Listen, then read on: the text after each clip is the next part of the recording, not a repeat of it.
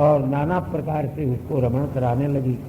स्वयं पुरंजन भी तो स्नात अलंकृत रुचनानना अपनी पत्नी को देख करके और प्रसन्न हो गया। उनसे आलिंगन को प्राप्त करके एकांत में गुप्त भाषण करते हुए संपूर्ण विवेक को खो बैठा और रात दिन उसके साथ में रह करके विषयों का भोग करते हुए उम्र खत्म हो गई है इस बात को भी जान नहीं सका।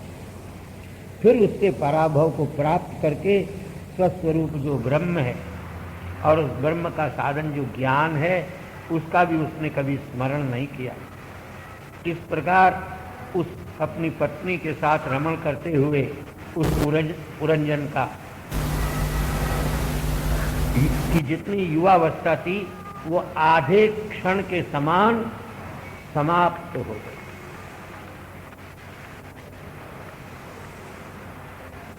पुरंजन ने अपनी पुरंजनी उस पत्नी के अंदर 1100 पुत्र पैदा किए।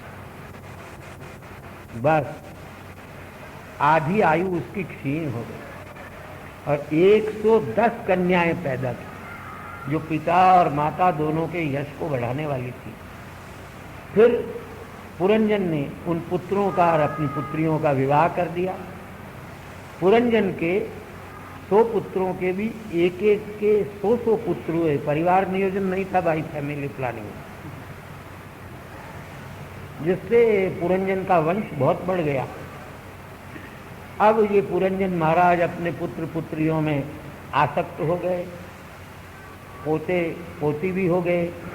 फिर तो पुरंजन ने यज्ञ की दीक्षा ली और तामसी दीक्षा लेकर के तामस यज्ञ करने लगा और जिन यज्ञों के अंदर अनेक पशुओं को उसने मारा। इस प्रकार कुटुंब में आसक्त रहते रहते उसको वृद्धावस्था प्राप्त हो गई। जब वृद्धावस्था प्राप्त हो गई तो चंडवेग नाम का गंधर्वों का राजा 360 अपने सेवक गंधर्वों के साथ और 360 ही अपनी सेविकाएं गंधर्वियों के साथ एक दिन 720 अपने अनुचर सैनिकों के साथ पुरंजन के नगर पर उस चंडवेग नाम के गंधर्व ने धावा बोल दिया। 5 फणा वाला प्रजागर नाम का एक सर्प भी उसके साथ आया।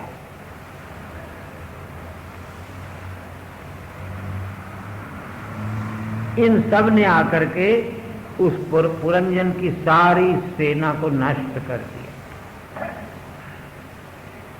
नष्ट हो जाने पर पुरंजन को बड़ी चिंता हुई, लेकिन इस भय को स्त्री से जित होने के कारण उसने कभी विचार में भी नहीं लाया। इतने ही में काल की एक कन्या पति की इच्छा करती हुई त्रिलोकी में भ्रमण कर रही थी। कोई उसको चाहता नहीं था।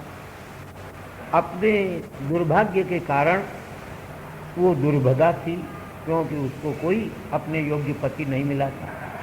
वह घूमती घामती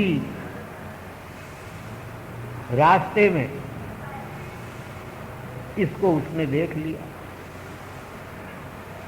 काल ने भी उसको प्रत्याख्यात कर दिया, तो फिर उसने उसको श्राप दे दिया, तुम कहीं एक जगह नहीं खड़ी रह सकोगी।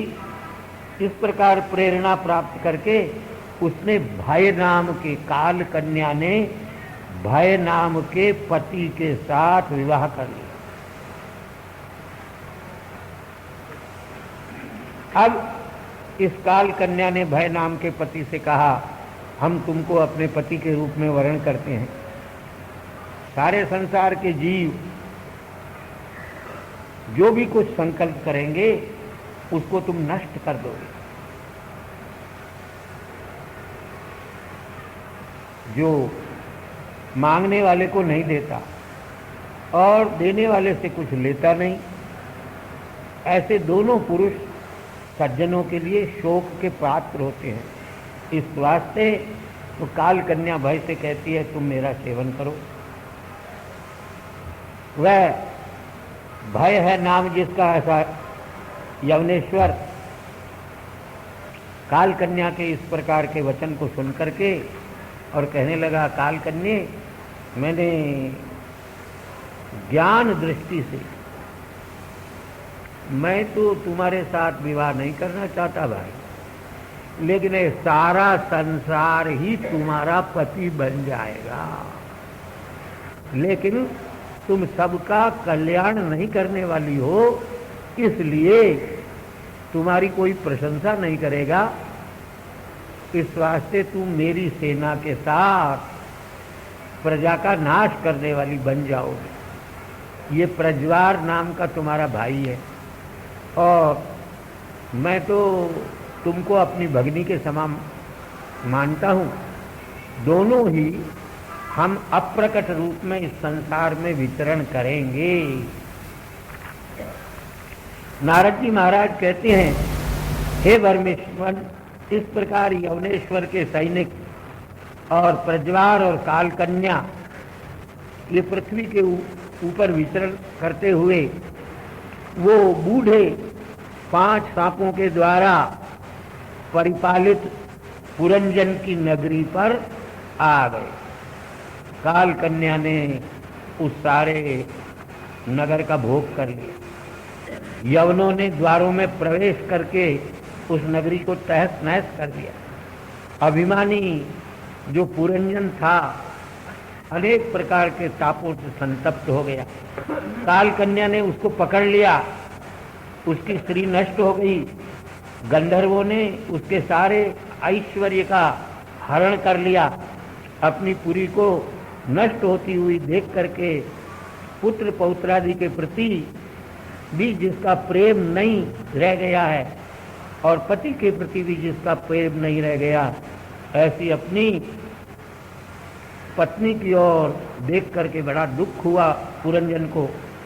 काल कन्या ने हमको ग्रस्त लिया है, अब इसका कोई प्रतिकार नहीं है। तब पुरंजर सार रहित सारे काम और पुत्रादिकों का लालन करते हुए गंधर्व और यवनों के द्वारा वेष्टित, काल कन्या के द्वारा उपमर्दित अपनी उस पुरी का त्याग करने के लिए तैयार हुआ। प्रज्वार भय नाम के अपने भ्राता का प्रिय करने के लिए उस प्रज्वार ने उस पुरंजन की नगरी को जला दिया। नगरी के जल जाने के कारण पुत्रादि सहित नगरवासियों के सहित पुरंजन बड़े दुख को प्राप्त हुआ। यवनों ने जिसका घर घेर लिया है, पुरपाल को कान कन्या ने ग्रस्त लिया है, ऐसी पुरी की रक्षा नहीं कर सका पुरंजन। उससे निकल करके जाने लगा। उसके सारे अंग अवयव शिथिल हो चुके थे। इस वास्ते यवनों ने उसको पकड़ लिया। घुर कंठ उसका होने लगा।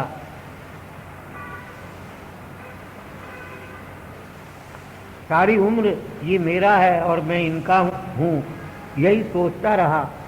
तब अपनी पुरी के वियोग काल में उसने अपने पुत्र और स्त्रियों का स्मरण किया।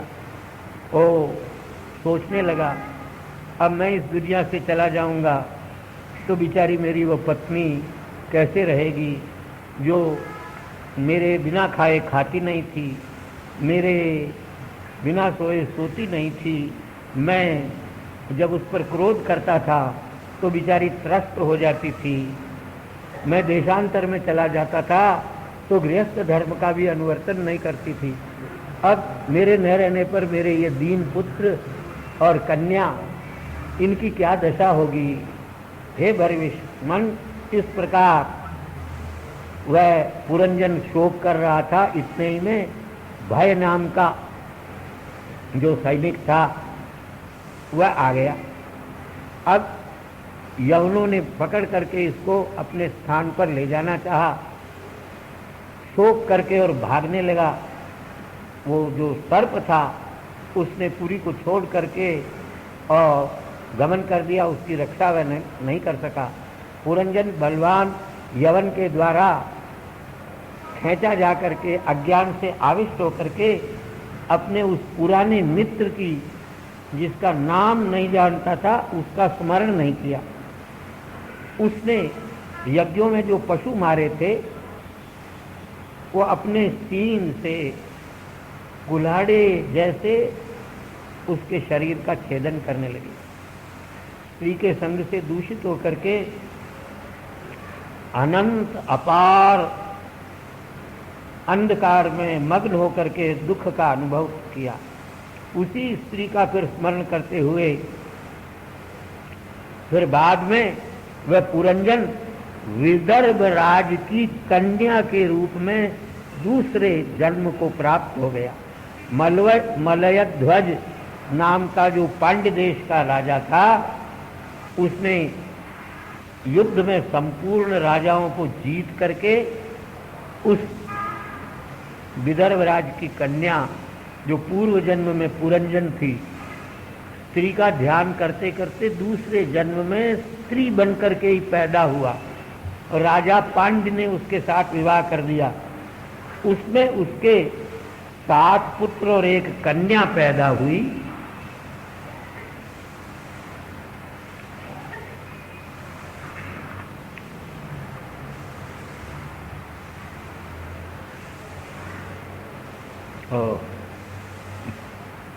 उन 7 पुत्रों के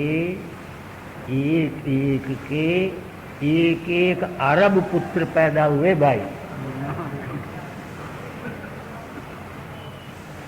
एकैकस्या भवत्येषां राजन् नर्बुदम। क्या करे, आजकल की सरकार नहीं थी जो परिवार नियोजन लगा दे, हैं?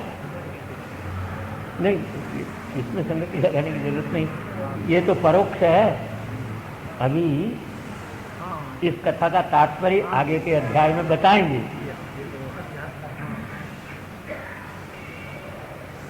उस मलयध्वज के जो कन्या हुई, अगस्त्य का उसके साथ विवाह हो गया। अगस्त्य के द्वारा मलयध्वज की कन्या में दृढ़च्युत नाम के मुनि हुए, उसके इद्मवाह नाम का पुत्र हुआ। मलयध्वज राजा ने अपने पुत्रों को राज्य दे करके भगवान का आराधन करने के लिए कुलाचल में गमन कर लिया। वैदर्भी जो उनकी पत्नी थी वो भी घर इत्यादि को छोड़ करके अपने पति के साथ चली गई। मलयध्वज ताम्रपर्णी नदी के जल से स्नान करके अपने मन के मल को धो देते गए। कंद, बीज, मूल, फल, पुष्पादि से आहार करते हुए तपस्या करने लगे। सर्दी, गर्मी, भूख, प्यास, सुख, दुख, इन सबको सहन करते हुए तपस्या के द्वारा काम वासना को दग्ध करके उन्होंने भगवान में अपने आप को युक्त कर लिया। भगवान में प्रेम करके दिव्य 100 वर्ष तक एक वृक्ष की तरह स्थिर खड़े हुए। इस प्रकार तपस्या करते हुए अपने आत्मा में ही आत्मस्वरूप भगवान को जान करके संपूर्ण कार्यों से विरक्त हो गए। भगवान के स्वरूपभूत गुरु के द्वारा ज्ञान को प्राप्त करके अपने अंतरात्मा का ब्रह्मा भिन्न साक्षात्कार करते हुए संपूर्ण संसार के भोगों से विरक्त हो गए। वैदर्भी भी भोगों को छोड़ करके प्रेम से अपने धर्मज्ञ पति की परिचर्या करने लगी। चीरवास उसने भी धारण किए, कृश हो गई, पति के सदा साथ ही रहने लगी। लेकिन उसको इस बात का पता नहीं लगा कि मेरे पति का शरीर छूट गया है। शरीर छूट जाने पर भी उस मरे हुए शरीर की भी उसी प्रकार से सेवा करती रही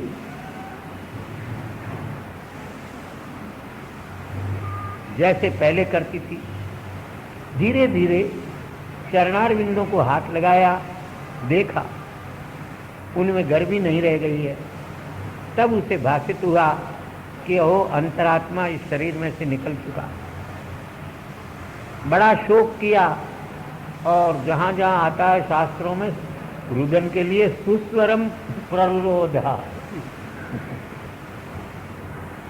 बड़े स्वर के साथ रुदन करने लगी और कहने लगी, राजन उठो, तुम्हारे बिना ये चोर डाकू इस पृथ्वी के ऊपर छाए हुए हैं। इस प्रकार विलाप करके, आंसुओं से पृथ्वी को सिंचन करके, लकड़ी की चिता बना करके, उसके ऊपर अपने पति का देह रख करके, अग्नि लगा करके और उस अग्नि में प्रवेश करना चाहा। इतने ही में वो पुराना मित्र, जिसके नाम आदि का पता नहीं था, वो ब्राह्मण रूप से आकर के उससे कहने लगा, अरे तुम कौन हो और ये तुम्हारा कौन है? मैं तुम्हारा सच्चा मित्र हूं, तुम्हें पता भी है मुझ अपने सच्चे मित्र का। देखो, तुमने मेरे संग का तो परित्याग किया और पार्थिव पदार्थों का भोग करने के लिए तुमने अपनी आयु व्यतीत कर ली, मेरा कभी स्मरण भी नहीं किया। अरे भाई, तुम और हम दोनों एक ही मानसरोवर में रहने वाले हंस नाम के पक्षी हैं, लेकिन तुमने मानसरोवर में विद्यमान मेरा परित्याग करके और पृथ्वी पर गमन किया। स्त्री के द्वारा बनाए हुए एक नगर को देखा, जिस नगर में 5 बगीचे थे, 9 दरवाजे थे, 1 जिसका रक्षक था, 3 जिसके परकोटे थे, 6 जिसमें दुकानें थी और 5 जिसमें बाजार थे। स्त्री उसकी मालकिन थी। अब इनका स्पष्ट अर्थ बतलाते हैं। ये जो 5 बगीचे हैं वो क्या है? 5 इंद्रियों के 5 विषय, शब्द, स्पर्श, रूप, रस, गंध। शब्द रेडियो सिलोन, स्पर्श उत्तमोत्तम दुग्ध फेंद सदृश धवल शैया, रूप सिनेमा की नटियों के, रस पुराने जमाने में तो शरबत इत्यादि के नाना प्रकार होते थे, आजकल वारुणी के, और गंध, इत्र, तेल, फुलेल, स्टो, लवंडर, पाउडर, क्रीम, लोशन। इनके 5 द्वार क्या है? प्राणों के छिद्र, अन्न, जल और तेज, ये खजाने हैं। कुल क्या है? इंद्रियों का जो संग्रह है। काम करने की शक्ति का नाम ही यहां पर दुकानें और बाजार है। पंचमहाभूत ही, अर्थात पंचमहाभूतों से बनी हुई सांसारिक चीजें ही यहाँ खरीदने के लिए मिलती है। शक्ति का स्वामी जीव जब इस शरीर रूपी नगर में प्रवेश कर जाता है तो हृदय में विद्यमान परमात्मा नाम के अपने मित्र को भूल जाता है। फिर इस नगर में स्त्री के साथ रमण करता हुआ पापी दशा को प्राप्त होता है। ब्राह्मण कहता है, तुम विदर्भ की पुत्री नहीं हो, ये तुम्हारा पति भी नहीं है, तुम पुरंजन नहीं हो, जो पुरंजनी के साथ 9 दरवाजे वाले नगर में रुद्ध होकर के ऐसी दशा को प्राप्त हो गए हो। ये सारी मेरी माया है। तुम दोनों वास्तव में हंस हैं।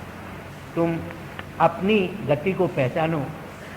जो मैं हूं वही तुम हो, जो तुम हो वही मैं हूं। जैसे दर्पण में मुख देखने वाला व्यक्ति अपने आप को दो समझ लेता है, बस इतना ही तुम में और मुझ में भेद है। इस प्रकार मानसरोवर में रहने वाले हंस ने जीव स्वरूप दूसरे हंस को जब ज्ञान दिया तो उसको भी पहले जो अपनी स्मृति नष्ट हो गई थी वह प्राप्त हो गई। नारद जी महाराज कहते हैं, हे भरेशमन, ये अध्यात्म ज्ञान परोक्ष रूप से हमने तुमको कराया। क्यों परोक्ष रूप से कराया? भगवान परोक्ष प्रिय हैं, इसलिए। साक्षात आत्मज्ञान कहने से भगवान चित्त में नहीं आता, कथाओं के द्वारा परोक्ष रूप से कहने से ही भगवान भक्तों के चित्त में आकर के और आसन प्राप्त कर लेते हैं। प्राचीन बरी कहते हैं, भगवान हम तो कर्मों से मोहित जीव हैं, आपके द्वारा परोक्ष रूप से दिए हुए इस ज्ञान को हम समझने में असमर्थ हैं।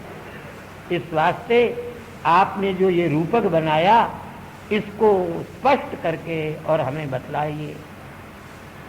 नारद जी महाराज कहते हैं, भाई सुनो, ये पुरंजन नाम का जीवात्मा है।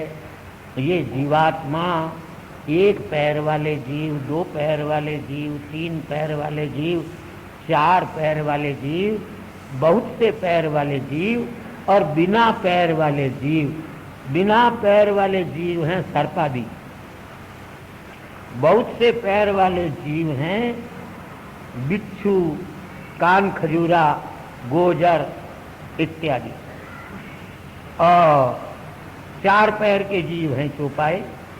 इसी प्रकार एक पैर वाले और तीन पैर वाले भी अग्नि इत्यादि जीव हैं। दो पैर वाले जीव हैं मनुष्य और पक्षी इत्यादि। इस पुरंजन को तुम जीव समझो, जीव ही पुरंजन है।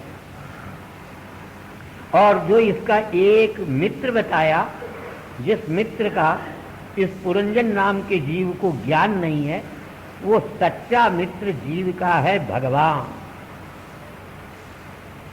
और उसका जो नगर बताया, जिस नगर के 9 दरवाजे बतलाए, वो है शरीर नाम का ये नगर, जिसमें 9 दरवाजे हैं, 2 हाथ 2 पैर। विवेक वाली जो बुद्धि है, वो बुद्धि ही इसकी पुरंजनी नाम की पत्नी है। उस बुद्धि की सखियां, पुरंजनी की सखियां जो पीछे बताई, वो कौन सी हैं? वो 5 ज्ञानेंद्रियां और 5 कर्मेंद्रियां, ये बुद्धि की सखियां हैं। और इंद्रिय की वृत्तियां, ये भी सखियां हैं। बृहद बल नाम का जो सेनापति, जिसका बहुत बल, सर्वाधिक बल, वो मन है। 5 विषय जो हैं, शब्द, स्पर्श, रूप, रस और गंध, जो 5 इंद्रियों के भोग बनते हैं, यही पंचाल नाम के देश हैं। नवद्वार युक्त जो नगर है, ये सारा मनुष्य शरीर है। इसमें 2 आंखें, 2 नासिकाएं, 2 कान और मुख, ये 7 ऊपर के दरवाजे हैं।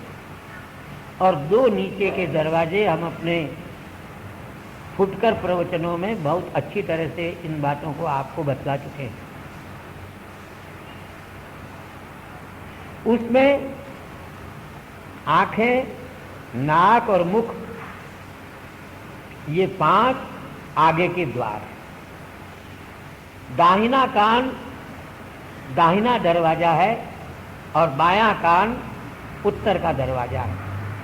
और पश्चिम दिशा के 2 दरवाजे बताए, वो मलमूत्र त्यागने की 2 इंद्रियां।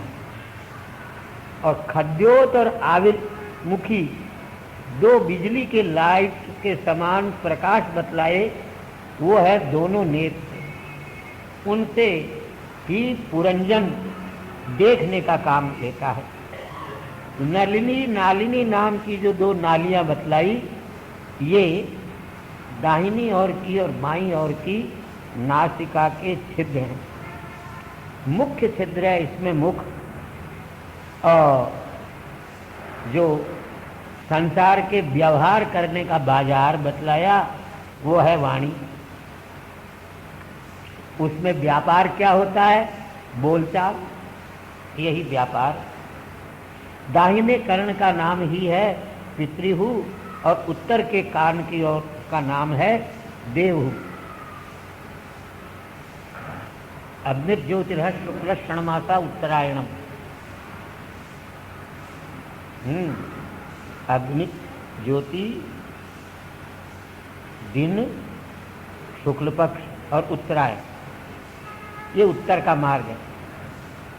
योगी लोग यदि इस मार्ग से जाएं तो फिर संसार में नहीं आते हैं, ब्रह्मलोक को प्राप्त करके वहां से मोक्ष को प्राप्त कर लेते हैं। और धूमो रात्रि तथा कृष्णा षण्मासा दक्षिणायनम तत्र चांद्रमसम ज्योति योगी प्राप्य निवर्तते। दक्षिणायन मार्ग में यदि योगी चला जाए तो उसको फिर संसार में भटकने के लिए आना पड़ता है। यही पितृहु और देवहु बतलाते हैं, पितरों का मार्ग और देवताओं का मार्ग।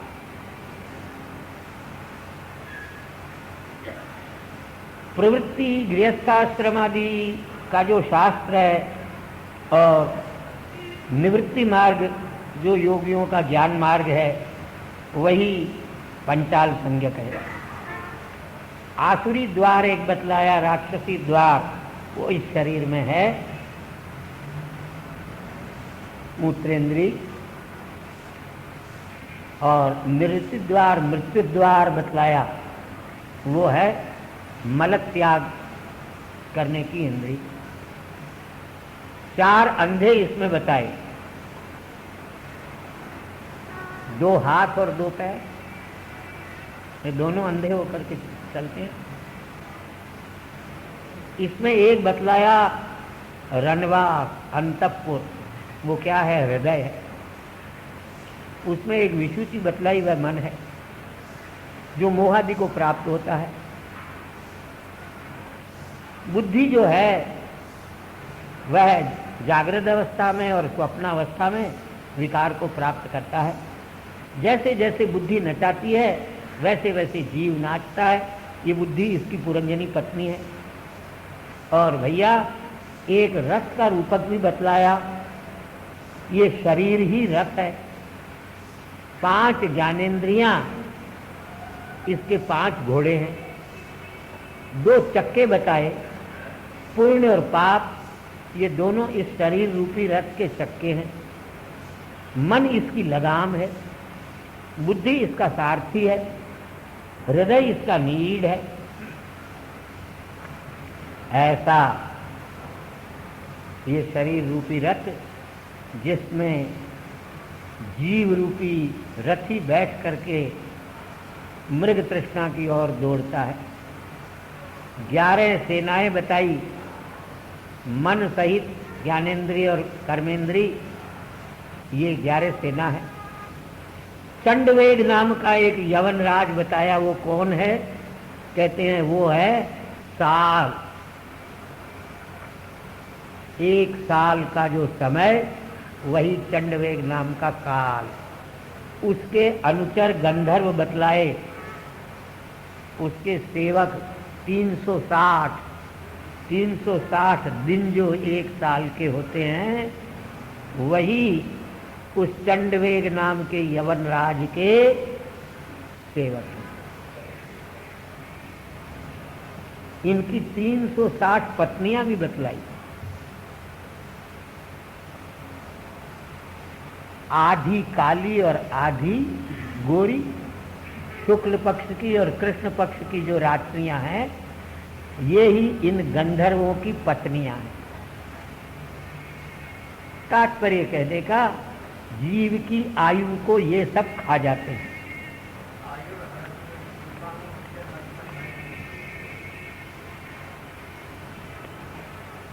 ये सब जीव के आयु को खा जाते हैं। हम लोग जान पाते नहीं, और एक एक दिन लोग वर्षगांठ मनाते हैं। वर्षगांठ ये नहीं समझते कि गांठ का एक बरस चला गया।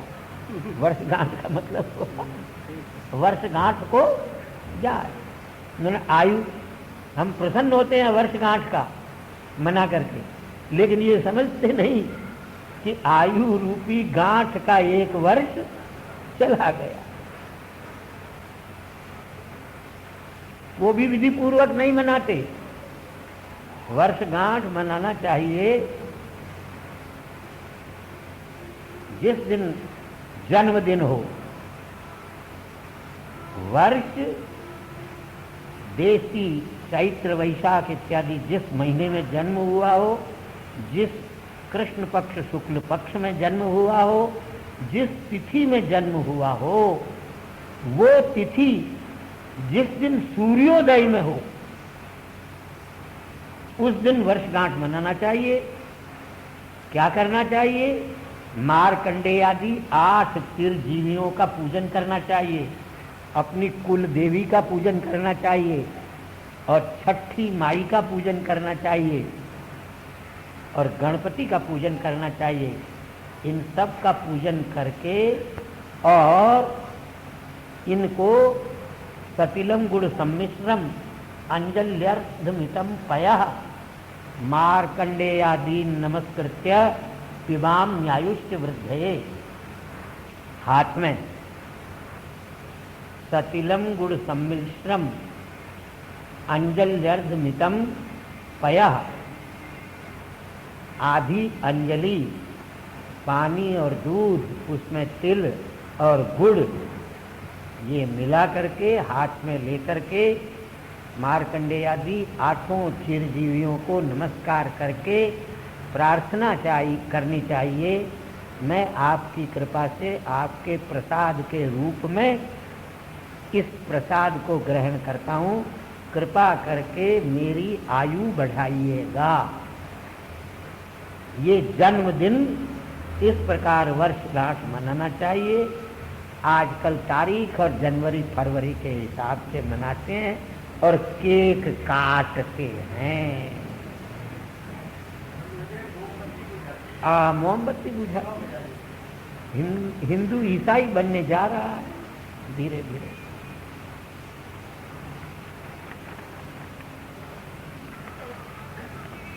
हमारे पास एक सज्जन आए थे यहीं,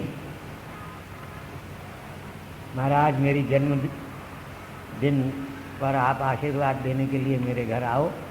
हमने कहा देशी हिसाब से जन्मदिन याद हो, उस दिन बुलाओगे तो आएंगे, अंग्रेजी हिसाब से बुलाओगे तो नहीं आएंगे। अभी वो लौट के नहीं आए तो पता ही नहीं है देशी हिसाब से कब पैदा हुए।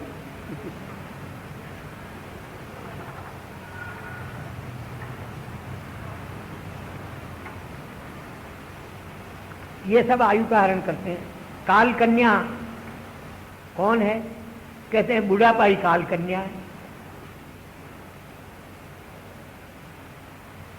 और वो मृत्यु नाम का जो यवनाधिपति है चंडवे, वो क्या है? वो मौत है।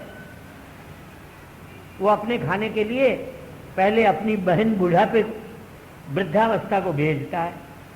श्रवण समीप भये चित केशा मनौ जरठपन असु उपदेशा। काल की दूती है जरावस्था। वो चेतावनी देने के लिए आती है, अब होशियार हो जाओ, हमारे भाई साहब आने वाले हैं। उसकी सेना क्या है? मानसिक और शारीरिक रोग, ये सब उसकी सेनाएं।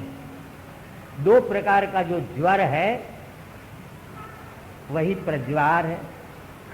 ये सब हमने पहले जो परोक्ष रूप से कहा था उसको इस रूप से समझना चाहिए। ये प्राचीन बरही को नारद जी महाराज बता रहे हैं। इस प्रकार जीव बिचारा आध्यात्मिक, आदि भौतिक और आदि दैविक दुखों से दुखी होकर के इस शरीर में कलयुग में ज्यादा से ज्यादा 100 वर्ष तक जीता है। सामान्य बात है, अपवाद भी हो सकता है, कम भी हो सकते हैं, अधिक भी हो सकते हैं, जनरल का एक्सेप्शन भी होता है। क्या पुराने जमाने के चक्रवर्तियों को जो सुख था वो आजकल के मनुष्यों को चाहे जितना बड़ा हो जाए कहाँ से प्राप्त हो सकता है? लेकिन ये कहता है कामलवान ध्यान से अपने मन की इच्छाएं भी पूरी नहीं होती। 1% भी पूरी हो जाए तो बहुत बड़ी बात है। इस प्रकार जब अपने आप के स्वरूप को जीव नहीं जानता तो प्रकृति के गुणों में आसक्ति प्राप्त कर लेता है। गुणों में अभिमान करके सात्विक, राजस और तामस कर्म करता है और उन कर्मों को करके मरने के बाद उन कर्मों के अनुसार पशु, पक्षी, मनुष्य, देवता, सांप, बिच्छू इत्यादि योनि को प्राप्त करता है। कभी पुरुष बनता है, कभी स्त्री बनता है, कभी नपुंसक बनता है, कभी देवता बनता है, कभी मनुष्य बनता है, कभी पशु पक्षी बन जाता है। क्षुधा और तृषा से पीड़ित होकर के, दीनहीन होकर के, कुत्ते की तरह घर घर भीख मांगने जैसी स्थिति को भी प्राप्त कर लेता है।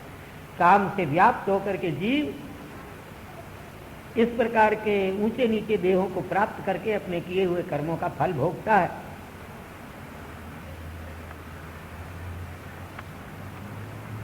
लेकिन चाहे देवता बन जाए, चाहे ब्रह्मा बन जाए, चाहे जिस योनि में चला जाए, अधिकांश दुख ही प्राप्त करता है, सुख नहीं प्राप्त कर सकता।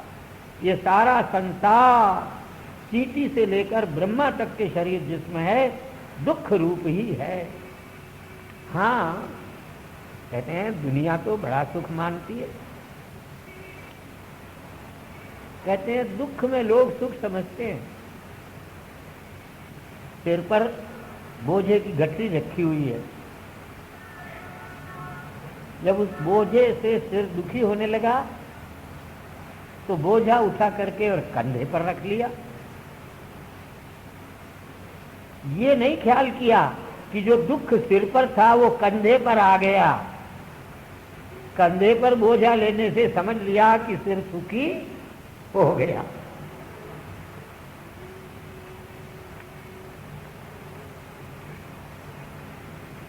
ये संसार के सुख जो लोगों को भाषित होते हैं उनकी यही दशा है। अच्छा, ये कहते हैं कर्म के द्वारा कर्म का निर्वाह नहीं होता।